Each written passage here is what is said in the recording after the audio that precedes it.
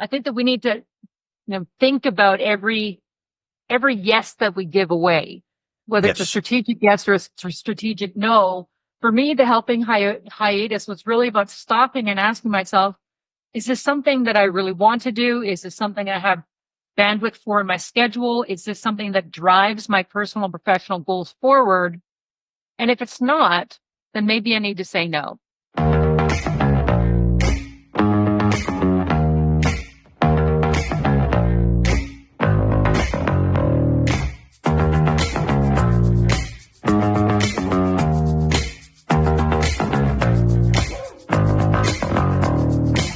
Michelle Cederberg is a Hall of Fame speaker who is a health and productivity expert, engaging audiences across North America for over 2 decades. She believes that personal and professional success is directly influenced by how well we harness the physical, mental, and emotional capacity we have within us. And Michelle is a dear, dear friend of mine. So great to have her on board here. Welcome, Michelle. Thanks, Robbie. I'm so happy to be here. Of course, our messages align a little bit because we do care about mind, body, and spirit in all that we do. So this is fun to be here.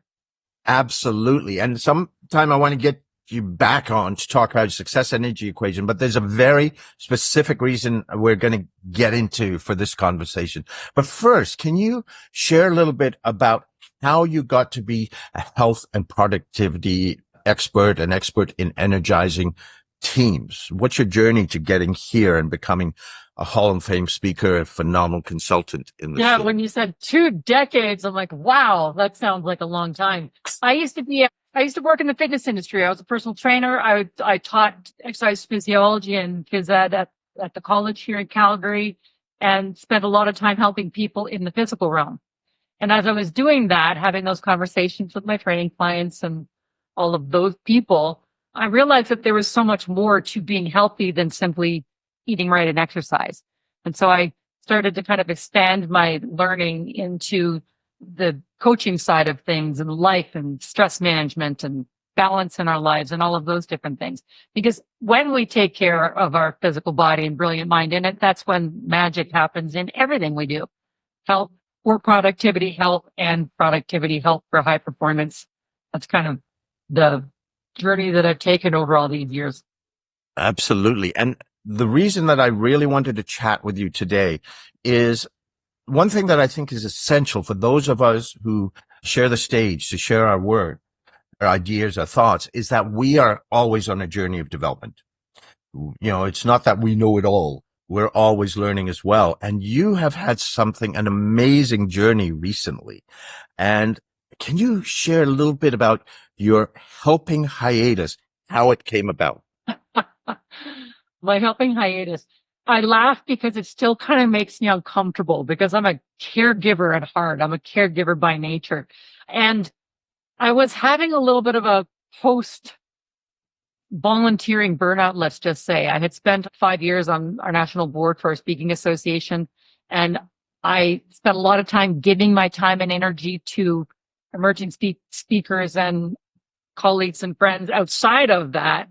And so I was feeling a little, like I didn't have enough time for myself. I was busy every day with my schedule, but I really wasn't finding myself moving my own agenda forward.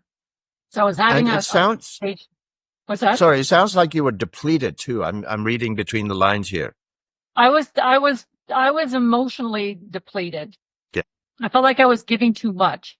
And I think that the caregivers in your listeners that are caregivers can relate to this idea that when you are a caregiver by nature, you will take care of everyone else and everything else before yourself, sometimes without even realizing it. And I have looked at my schedule and realized I wasn't moving my agenda forward because I was taking care of everyone else and everything else. And so I was having a conversation with a good friend of mine. She said, well, what kind of challenge can you give yourself around that? And I pondered it and decided that for the month of April, I would do what I deemed a helping hiatus, where I would say no to helping people. And I still makes me feel kind of uncomfortable just even saying that because it sounds so awful. If somebody asks for my help, I'm going to say no. It was, and it has been very eye-opening, let me tell you. Right. Now, and by the way, I love that you have been sharing the journey in your blogs. I've shared it with some of my coaching clients, and it's been such a great asset because there are so many caregivers in leadership as well that just give to their people, but not themselves and such. More than I thought, Ravi, more than I thought. And I've had more response on this series than I have any other ones that I've done lately. No seems to be a hard word for even the most steadfast leader.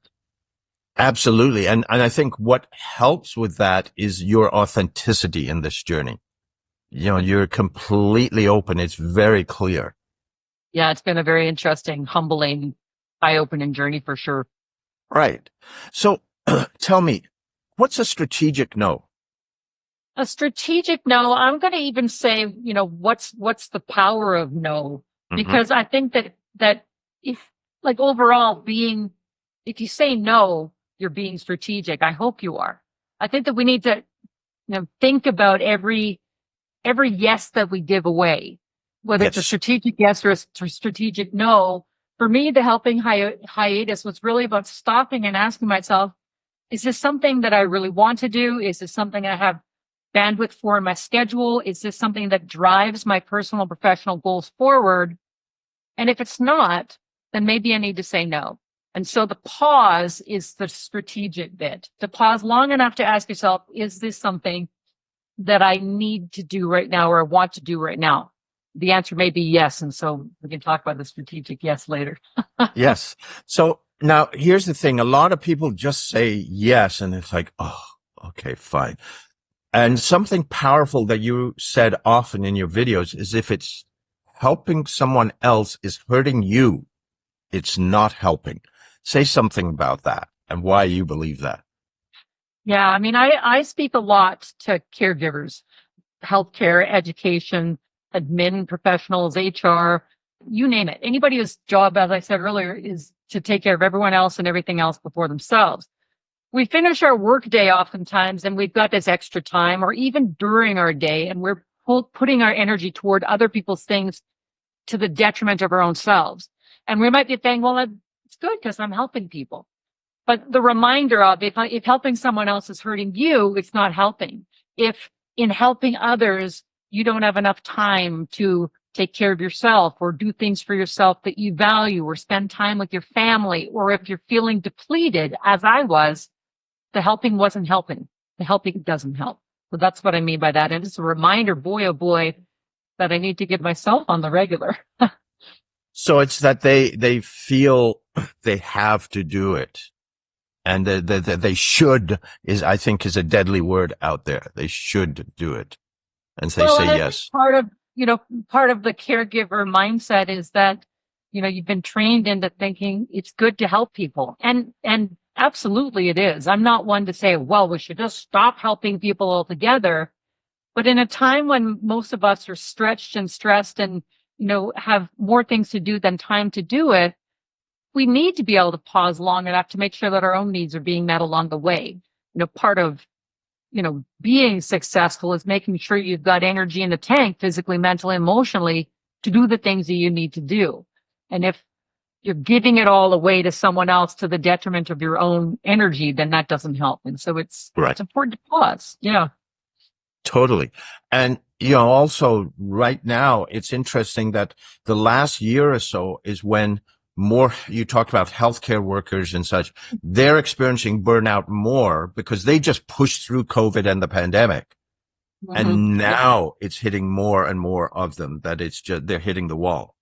Well, what we don't want for organizations like that, and teaching is the same thing, is people are walking away and finding something else to do because they can't handle the stress of it. And so there's something to being able to take control of your own health and well-being so that you can continue to do the things that you love.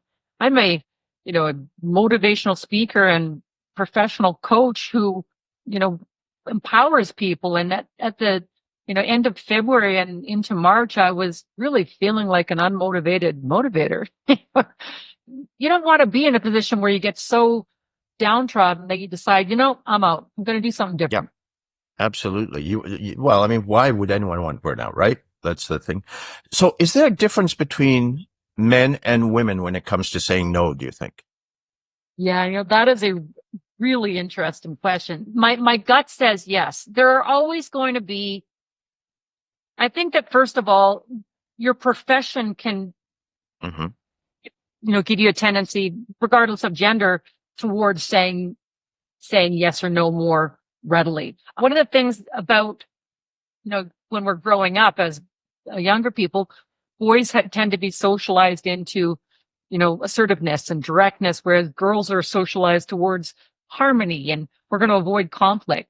And so, and I know that is changing over time, but it's still present. And so we need to be aware. One of the things I coach my clients with, my female clients a lot with, is this idea that it's business, not personal, because we get our emotions wrapped up, and caregivers will get their emotions wrapped up into every response. So women will often want to explain why they're saying no and, Right. be very indirect or be very polite around the language, whereas men are very good at just saying, nope, I'm not able to right now, without explanation and, a little more assertiveness, which kind of puts a hard stop to, okay, Right. well, someone's busy, I'll move on. And I think one of the most interesting things is that women tend to be more accommodating. Right. Women tend to not want to say no for fear of judgment or rejection. I mean, I was even thinking about that for myself. I was like, gosh, people are just not going to think I'm very nice. Every time I say I'm just doing this helping hiatus, I'm, worrying about all these faceless people out in the, interwebs that might be thinking, wow, that Michelle, she's not very nice. I mean, it's crazy. So yes, I do think there's a difference. And of course, there's exceptions to every rule. There's a lot of, men or people who identify that will have difficult times saying no. I think there's also clear research that shows that in terms of taking on the caregiving and such, that childcare, elder care falls more on the women, that they're taking the burden during the pandemic when the kids were home and had to be schooled. More often than not, it was the women that were doing that as well as doing their work from home and adapting to all of that. So there is something, I think, there's a disparity. And then you get this, this added guilt, which I think is a big one among caregivers for saying no. It's like, well, I should because they need me. I can't take time to go to the gym or spend time on my own because there's so many things that need to be done and so many people that need my time. I can't say no to that because I want to say yes to myself. Not only do I feel guilty, but it feels selfish, which Totally. a constant refrain in my videos that self-care isn't selfish. Saying no is not a bad word. I don't see selfish as a bad thing. You can't give if you're not caring for yourself. The other thing too, you said a key word there that I mentioned earlier, should. I firmly believe that whenever a should comes out, it's not us, it's someone else talking programmed into our heads. Does that make sense? 100%. I think that's the reason why it's important for us to stop and ask ourselves a few quick key questions when somebody asks us for our time. The first one is this going to move my personal or professional goal forward? Is saying yes to this ask? And if the answer is no, then it's okay to say no. And there's a second part to that. You might find that I want to say yes, but I don't have time in my schedule right now. But the immediacy or the instant gratification world that we live in make us think, if I say yes, I have to do it now. But we can also stop and say, yes, I want to do this. And the first available time on my schedule is 3 weeks from now.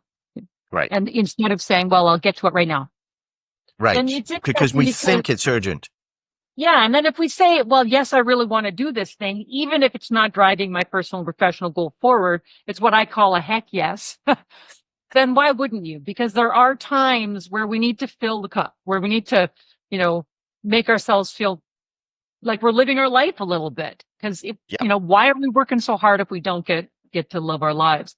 An example I shared in one of my videos was that I took an entire Friday off to go to take my friends snowboarding to the mountains in Lake Louise. She was visiting from Toronto. I took the entire Friday off and said no to some other things. You know, I canceled some appointments and moved them to different dates, and Yeah. kind of felt guilty in the moment, but then realized, oh my gosh, it was a bluebird day. I got to spend time with my friend. It filled my cup, and I came back to my work feeling energized, and you know, Totally. have to do that more often. Totally. And I'm glad that you said that when I asked you to do this, this was a heck yes. So that was a bonus.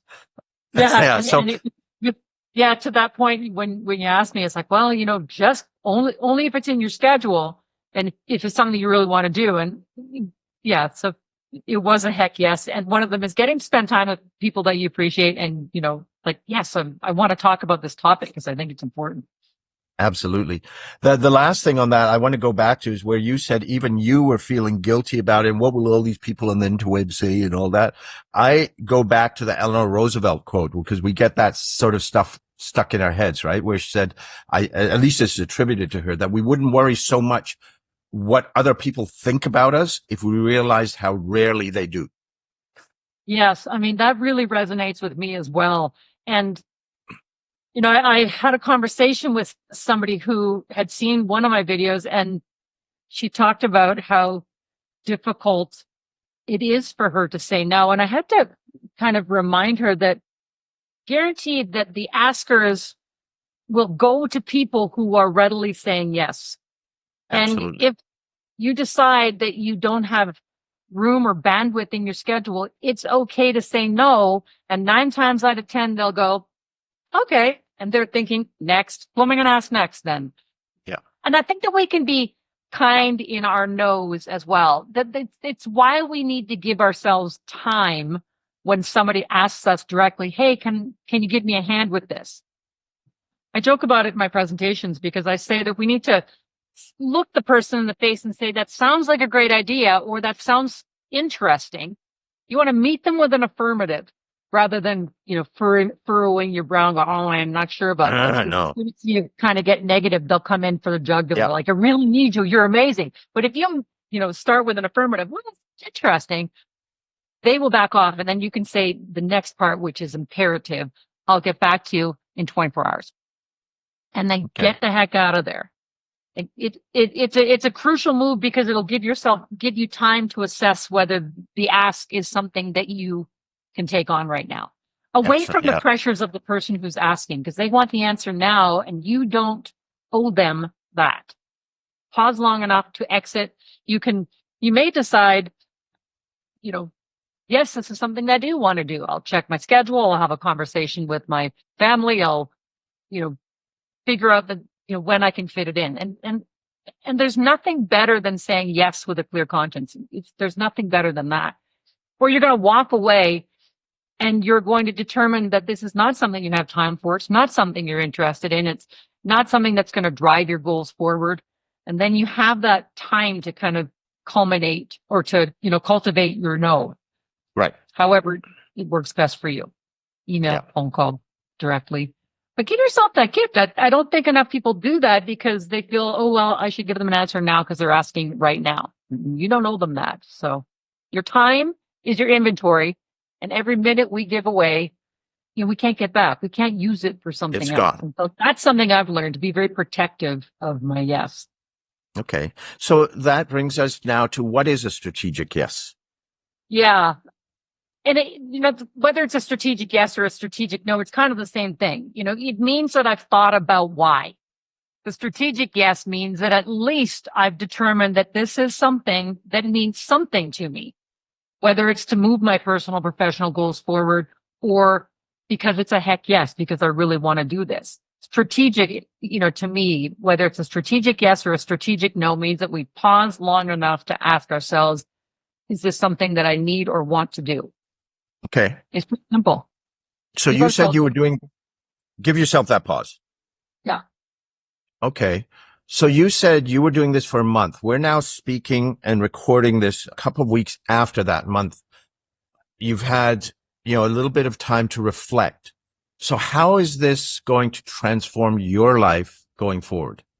I'd say that it already has. And, despite the fact that the formal helping hiatus ended at the end of April, I've continued on with the practice of pausing with every request for my time that I get, which is ridiculously freeing. I can't even tell you, because I get to choose.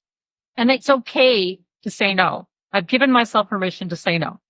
And the world does not crumble around me. That's what I've learned. People will, generally say thank you for your time, or they will wait until next week or next month when I, do have time. It's been transformative in that way, just to recognize that my time is mine to give as I choose.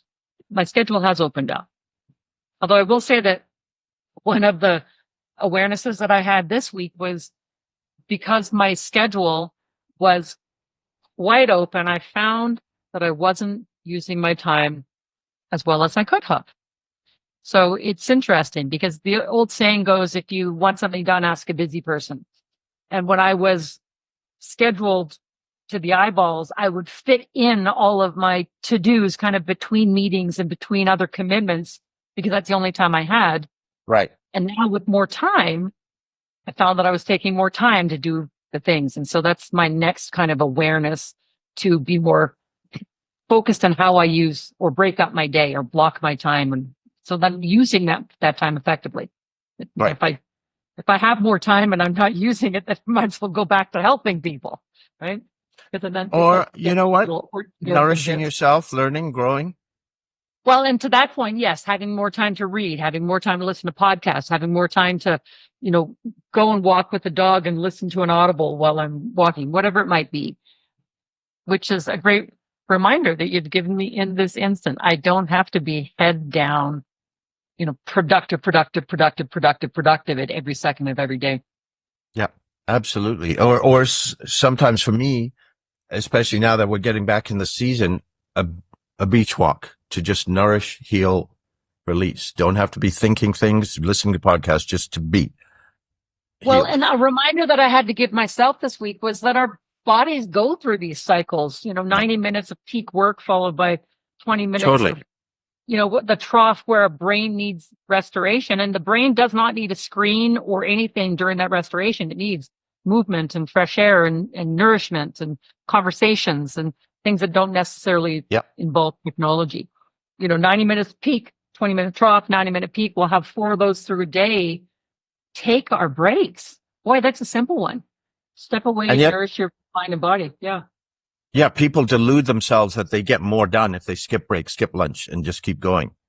And that's not how the body works. Yeah, not at all.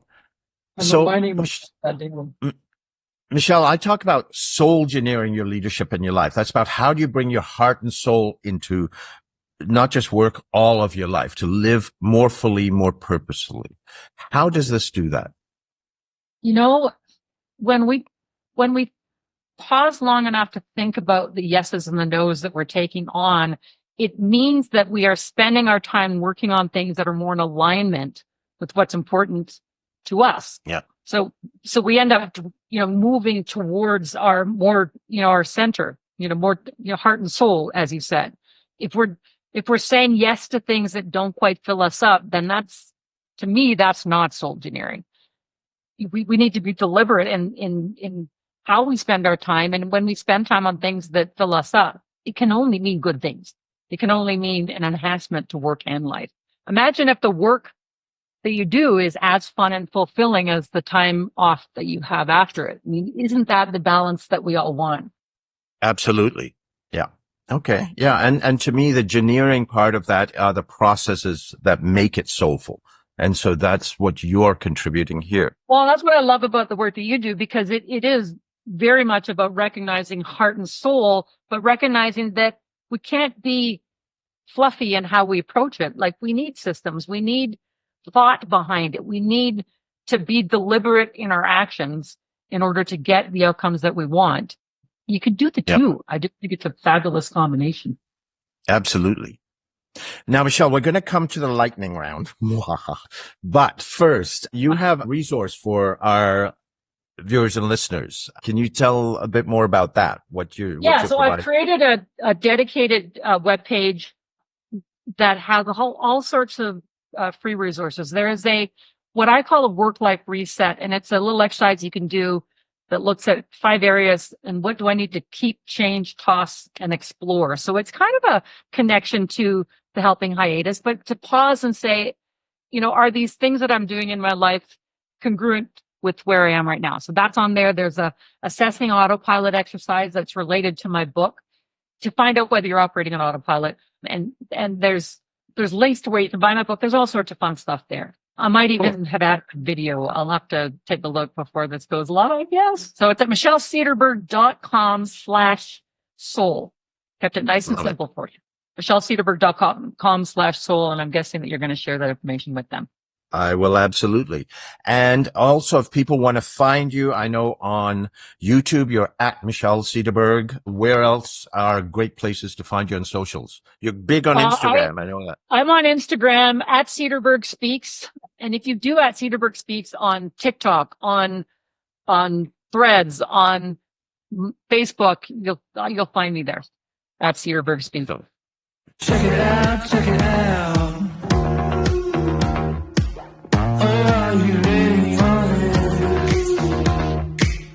All right. So now we move on to the lightning round. Mwahaha. So these are 11 questions that I have. Don't think first thing that comes to mind. All right. Feels like a test. Okay. Don't get testy with me. All right. Introvert or extrovert? Extrovert. What's the most favorite job you've ever had? The one I'm doing right now, speaking to audiences. Yep. Good answer. What's the goofiest thing you've ever done? Oh my gosh, I was a can-can dancer in the Yukon. Not really goofy, but kind of crazy. Yep. Wow. What's the best compliment you've ever received? That I am authentic. That I, you get what you see with Michelle. Okay. What's your biggest failure and what did you learn from it? Oh gosh, in my younger years, not believing in myself soon enough, putting myself into imposter syndrome and deciding I was less than. I still have that every now and then, but I've learned that when we stand in who we are just fine. Thank you very much. Still learning, but it's absolutely. As a child, what did you want to be when you grew up? Oh my gosh. Well, what comes to mind right away is nurse or teacher, but I know that's because that's what my mom would say. It's good to be a nurse or teacher because you'll always have work. She grew up in a recession time, and she's said to all her daughters, you should be a nurse or a teacher because you'll always have work. So I probably wanted to be one of those. Okay. What's your most important ritual? Oh gosh, morning dog walk with Isla. When I'm away, it's really weird. I miss it, but she tells me it's a reminder of how to start the day. So it's a cup of coffee and then a walk and then emails in that order. And so it's a good way to start the day. Good. Who do you admire? Right now, not right now, but always my 90-year-old mom. She's still living in her own home. She's transitioning into assisted living right now. And as hard as it is for her, she's just such a trooper. So I'm just kind of in admiration of how strong she is and has always been. Mom. Okay. How do you nourish yourself? For me, it's usually on my bike, outdoors. Activity is the way that I fill myself up. Mountain biking, road biking, even teaching cycle class, just being outside. Okay. What do you want to be remembered for? Ironically, making a difference with other people. So it goes back to that helping, Ironically, making a difference in the lives of my friends, family, and, my audiences and coaching clients and all that. Excellent. And what do you see as your purpose in life? And that has changed over the years. And recently, I think that my purpose in life is to help people see what they are, to help them see. I often say I became a coach because I keep meeting people who have no idea how extraordinary they are. And I want to be able to help them see that. So lifting people up, empowering people to see what's possible for themselves. I love it. That is awesome. So, Michelle, thank you so much. You passed. Hey, yay! Thank you so much for making the time for this. I love anytime we can hang out and sharing this. And remember, she's going to have all these resources available for you at michellcederberg.com/soul. So Thanks so much, Ravi. This has been a lot of fun. And that's why it was a heck yes. thank you again. We'll talk with you soon. I've got the energy, it's all I need to fit